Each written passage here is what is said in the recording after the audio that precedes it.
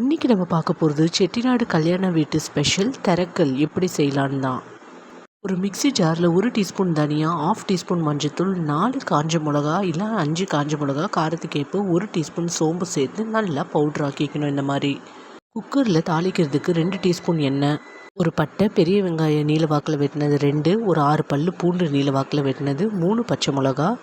வெங்காயம் வதங்கினதுக்கப்புறம் ஒரு பெரிய சைஸ் தக்காளியை நீல வாக்கில் கட் பண்ணி போட்டு உப்பு சேர்த்து வதக்கிக்கணும். தக்காளி வதங்கினதும் இந்த தெரக்கலுக்கு கத்திரிக்காய், உருளைக்கிழங்கு தான் சேர்ப்பாங்க. நம்மளும் அதை சேர்த்து அரைச்சி வச்ச பொடியை மேலே தூவி தண்ணி ஊற்றாமல் ஒரு 2 நிமிஷம் அப்படியே வதக்கிட்டு அதுக்கப்புறம் காய் முழுகிற அளவு தண்ணி விட்டு 2 விசில் விடணும்.